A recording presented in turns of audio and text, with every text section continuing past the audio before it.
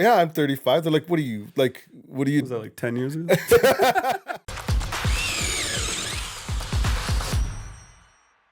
Hey, everybody. Welcome to the Plumbing Gurus podcast. My name's Clayton. And I'm Karsten. As you should know by now, right? Well, if you don't, that's who we are. We're the Plumbing Gurus.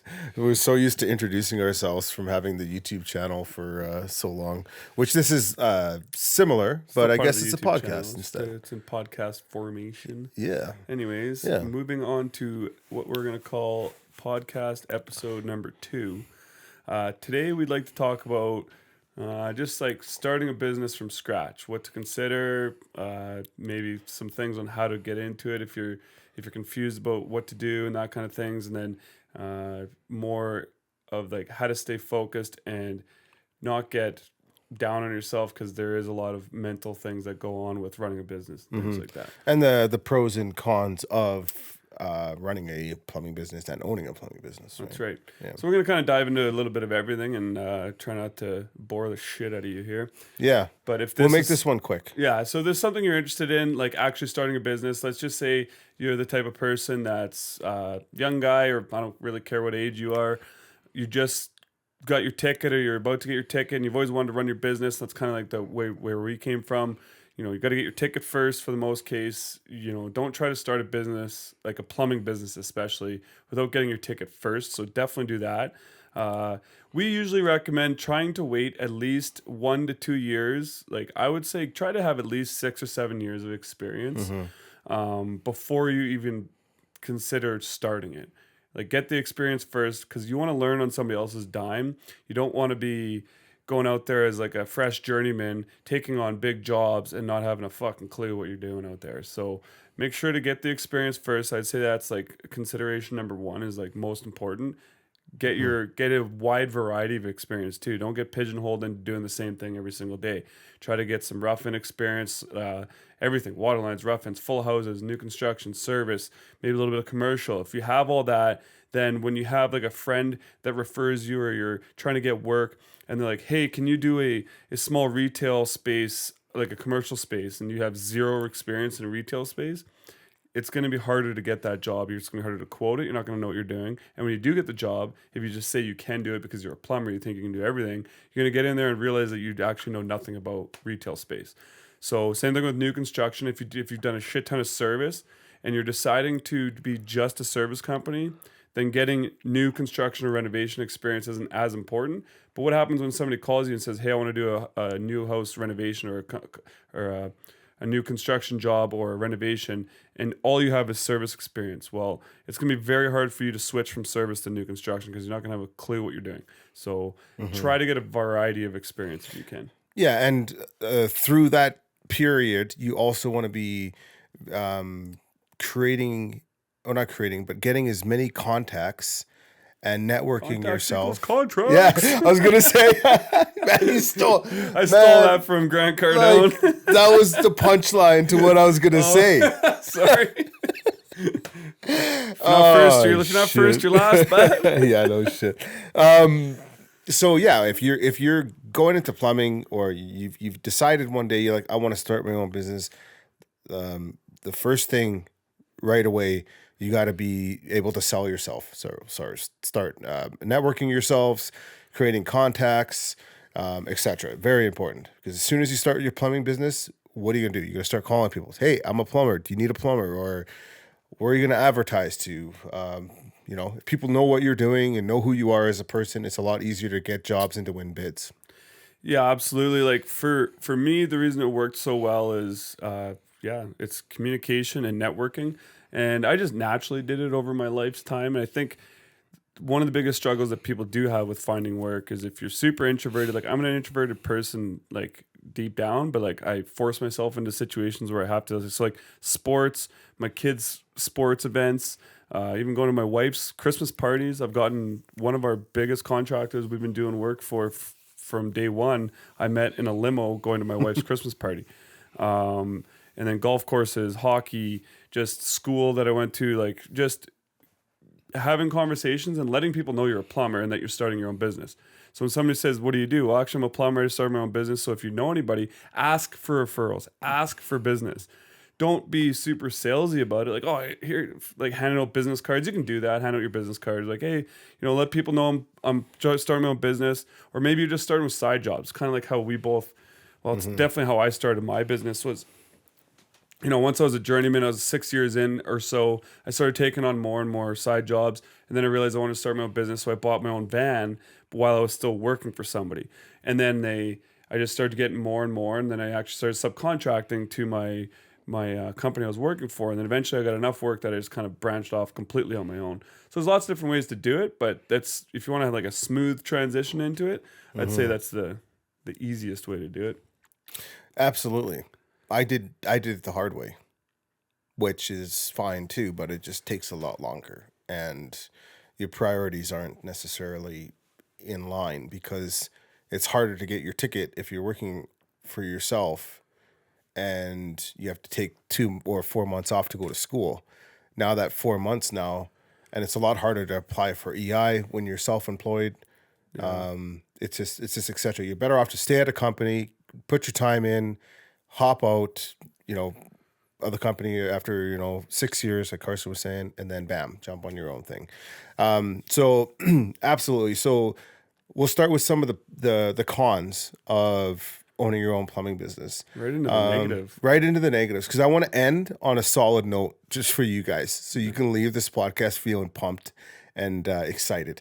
Let's go. And I'd love to hear what you guys think. Please leave some comments below. We'd love to see what you guys think about your experiences or your thoughts on what we've been through, or maybe some thoughts on what you've been through as well. And also, if you haven't smashed that like or subscribe button or notification, what are you even doing here? Like, smash it and let's go. Every button that's on the screen, click them all. So I would say some of the cons is time. You lose a lot of your personal time. You have to be business orientated and goal orientated towards your business. So you're gonna sacrifice a lot of time from your personal self. If you have a family, you're more than likely going to sacrifice a lot of time from your kids and your wife, and also from your friends, from relationships as well. Especially in the start, because it takes a lot of work to get a company up and running, especially if it's a new company. What do you got, Kirsten? Yeah, I agree, and I somewhat disagree on the time. It depends on what type of person you are. I was fortunate enough when I started my company that my wife made good money, and I wasn't stuck working 14 hours a day. Like, I know some people when they first start their plumbing business, or they even now when they still have a plumbing business, they're working 12 to 14 hours a day. And I actually had a conversation with a guy, funny story, at my wife's Christmas party. And he owned a limo business, and I had just started my business, and he told me if I wasn't working 14 to 16 hours a day in my business or on my business, I would never succeed. And I just kind of like took it. I was like, oh yeah, sure, buddy. One of the biggest reasons I started my business, so I'd work less. I wanted to work less and get paid more. That's the whole. And my thought was the reason I work for myself was like, if I'm going to work 14 hours a day, I'll just go work for somebody else. So you are right though. So the part where you have to put time in, yes, 100%. You have to be essentially willing to answer your phone all the time. The amount of times over the years I went to houses on Christmas Day just because I wanted to keep my clients happy. The amount of times I said yes on a weekend when I normally don't work evenings and weekends. We take on certain jobs, and certain times, yes, you have to be willing to put in the time. But if you make it clear from day one, like, it depends on the type of person you are. Mm-hmm. Clayton loves to work, or used to love working long hours, not so much as anymore. I think I've rubbed off on him. But Yeah. from day one, I wanted to work as little as possible and make as much as possible. And I've tried so hard to just kind of implement that in my life, because I'd rather hang out with my family. I'd rather go golfing and do things like that. And like you said, it doesn't just happen overnight. You got to build yourself towards that. Mm-hmm. So, going in there and telling clients, depends, again, if you're a service company, you're doing 24-hour service, well, then you're doing 24-hour service. But we didn't do that type of work. I just told them we don't work evenings and weekends. The odd person we would do it for if we had to, if there was an emergency, I'd run out. But you're looking at jobs in the evenings. He is right in that sense. At the very beginning, you're just saying yes. You're almost like a yes man to everything. You almost have to be at the beginning until you can kind of build a solid foundation, and then start saying no to people like, I'm not coming there at 7 o'clock at night on a weekend. Yeah. Yeah. Yeah. And there was another thing I was going to say. Sorry, I just kind of trailed off there. No. It was good. That's what I was going to say. Another thing was it's not like you might make a lot of money when you start off on your own. But what tends to happen is people that fail, they spend their money on a lot of personal stuff where it doesn't really make the money. They can't use it as a write-off, or they're just spending all their money, period. They don't really, not really have like a small little nest egg saved up or anything. So what I've always done is I've always just taken whatever money, because I love to spend money. I just buy tools, anything to do with my job. I'll buy like all this stuff here that we have. I got like nice computer set up. I just use it all for work. Install this stuff in my garage. I got a trailer full of tools, shelved, everything else. But but now I'm at the point now where I have everything for my job. So I gotta, start using my money in different areas, investing it, or, doing other things with the money. But in the beginning, and I made this mistake, is I just spent all my money on just personal stuff. It doesn't get you anywhere. You end up really hurting yourself. So any extra money that you make now is become personal income, that especially if you're spending it on personal stuff, and then your taxes go up like crazy, and you're trying to minimize the amount of money that gets paid to taxes. Best way to do that, pay yourself as little as possible. Bare minimum. Have you pay off your bills, whatever little fun here and there, bare minimum. Carson knows all about this. And I'm just going to scrape in the surface on this. And then work your way into, okay, what can I use to write off for the business? How much can I spend, et cetera, et cetera. And then just, if you're making too much money on the company, go to town on all the tools, things you'll need to get your business to run smoothly and efficiently. Don't go crazy, like buy a brand new truck. Like, I guess you could, but don't go crazy on it, but understand that money is an investment into yourself and to your own business, which I personally think it's better to do that rather than to invest in somebody else's business, because you can be the one that can make as much money as you're willing to make, and you're investing in yourself. And it makes you feel good too when you put the money into your own business, into yourself, and you now have the drive to want to make that grow to be bigger and better, and to make more money and have more time for your family and whatever activities that you like to do. Yeah, 1000%. Like the biggest mistake for sure is what he's saying is people pay themselves too much money. They go from making whatever 150 grand a year at a company, whatever you're making. Then you go and start a company thinking that you're going to make all this money and you're going to be rich and blah blah blah. I'm going to have all the time in the world. And I started out paying myself 60 grand a year, and I still pay myself 60 grand a year to this date. And on paper I make peanuts, but like you said, there's certain things you can write off. And again, I'm very lucky that my wife makes good money, so everyone's situation is different. But if you, let's just say, and we're getting into like more accounting side of things, but let's just say your wife makes nothing, she stays at home, and your company is making 200 or 300 grand a year, and you're paying yourself 60, but then you can pay your wife 60. That's like you're making 120, but you're paying taxes on, like you're paying less taxes that way. So there's ways around it. We're just fortunate enough that our wives make good money, and everyone's situation is different. But the gist of it is like pay yourself as little as possible. Kind of eat shit for the first 3 to 5 years. And when I say that, I mean like, like you said, you don't need to live this lavish life. If you can afford it, go ahead. If you're making so much money and it's working out, but the best thing you can do is make sure you have enough money that, what if you don't work for 3 to 4 months? Because there's times where we didn't work for 2 months straight here and there. And it happens as you build your business. You're not going to be working Monday to Friday. You got to get that mindset out of your head. It's almost not guaranteed it's not going to happen. And if you are working that much and you're working so much, to me, it sounds like you're just taking anything and everything. Like find quality jobs that will pay well. And that's kind of like the best advice I can give, because working in circles and making peanuts and not making enough money and working for nothing and getting callbacks from some jackass homeowner that like is just super needy. Those are the worst kind of clients. And again, we've been there. We've we feel for you if that's where you're at. And if you're going to be there, you're going to probably get there. You're going to find shitty people. You're going to find good people.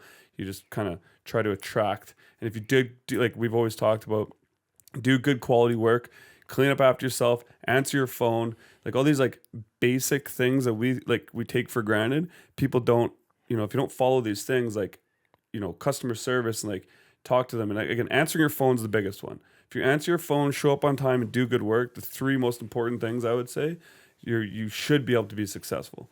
Yeah. And I was just talking to a plumber recently, and we were talking about the style of jobs that he gets. And it was cheap contractor. He gets cheap jobs. There's smaller jobs. And he's not really making very much money off the contractor and off the jobs that he's getting. But the contractor's keeping him so busy that he's scared to leave, right? Because I was trying to explain to him from Karsten's logic that Karsten taught me was, why work all the time when you can work half the time and make the same money?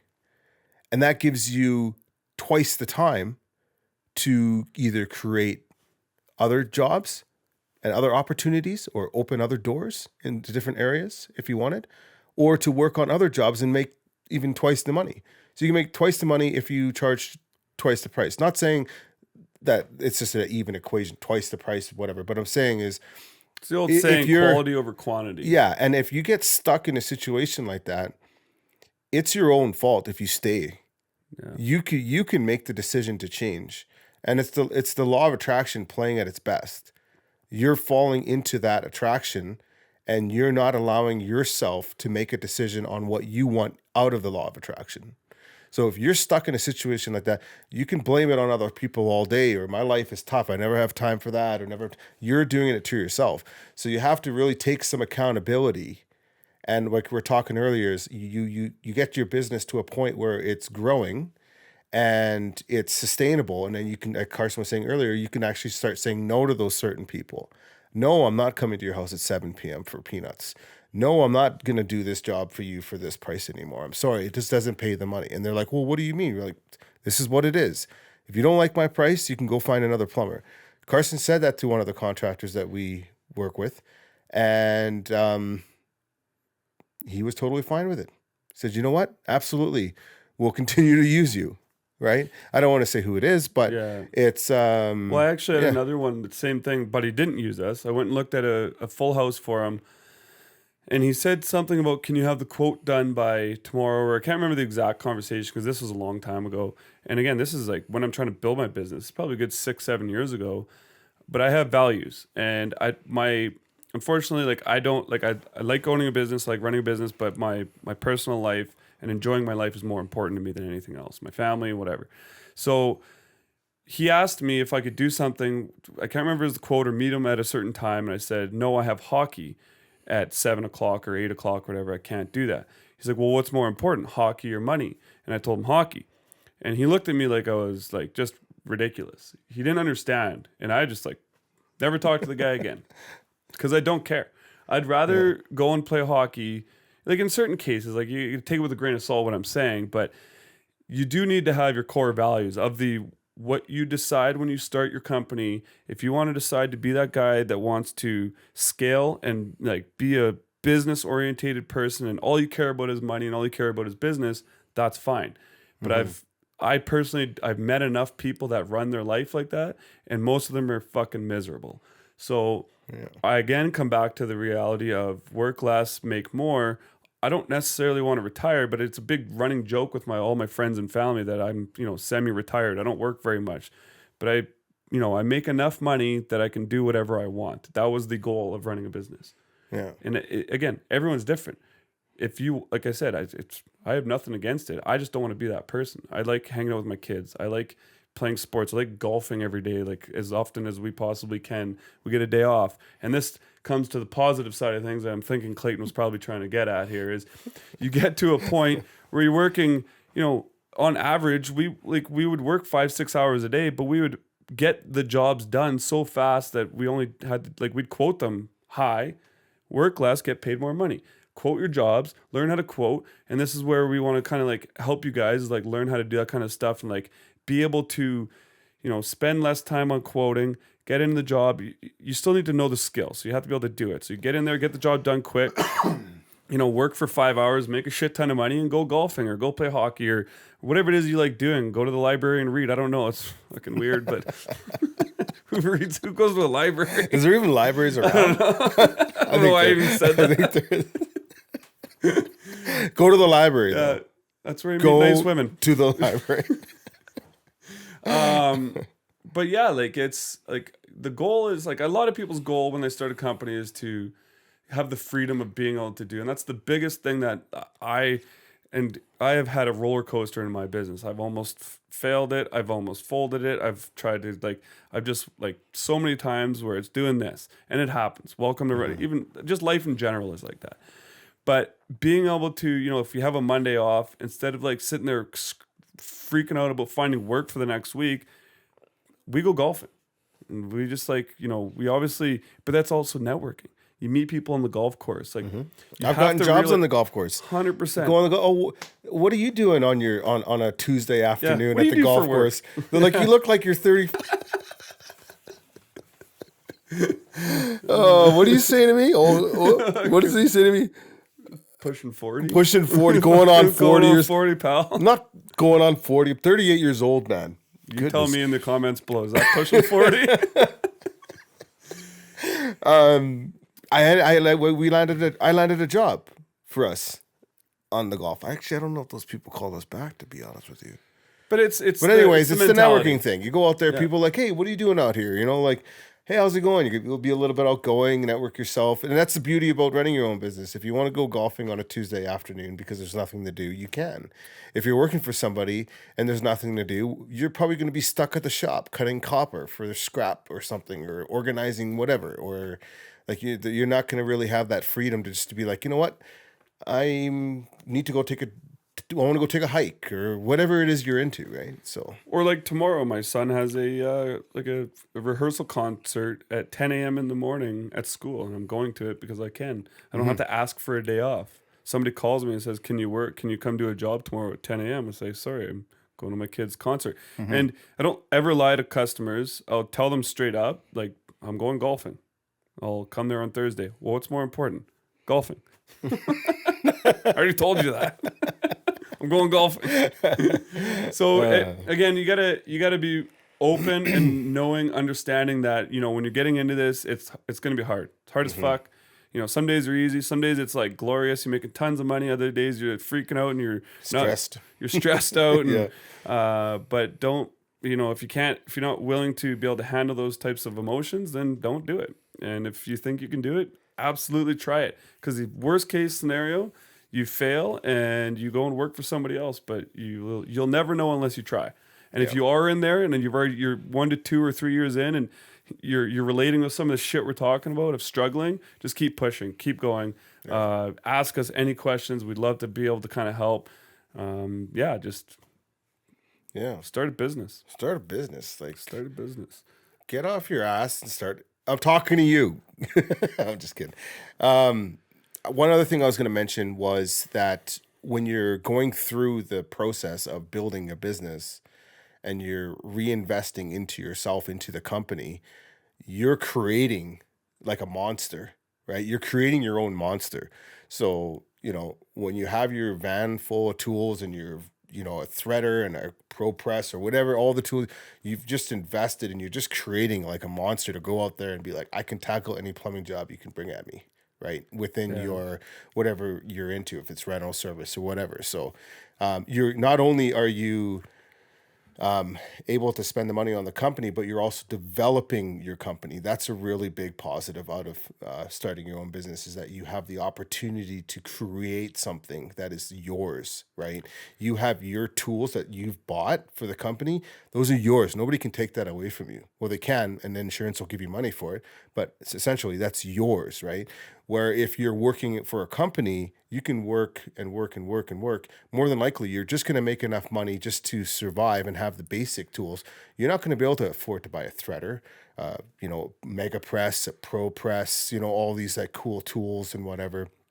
and like max out your Milwaukee kit and all that. And if you do, usually things are going to be tight, or your wife is making good money, or you just have good, or you're just really good with money to begin with, Or you land a couple right? good jobs at the beginning, Yeah, like yeah, lots of good things. Like it's yeah.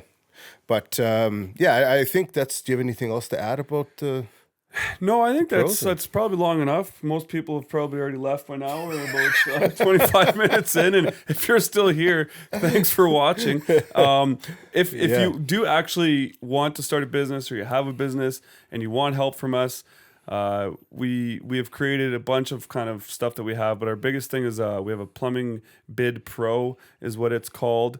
And it's a quoting calculator that we've created. We use it personally in our business. If it's something you want to check out, just probably have it in the link below. If it's not there, let us know. We'll make sure to put yeah. that link there. And again, we'll have like our email and stuff like that. We'd love to, or if you want to put in comments or email us personally, just support at theplumbinggurus.com. Send us an email, contact us. We're always here to kind of chat and help and talk business. Absolutely, guys. Thanks a lot for watching, and we'll see you on the next one. Later.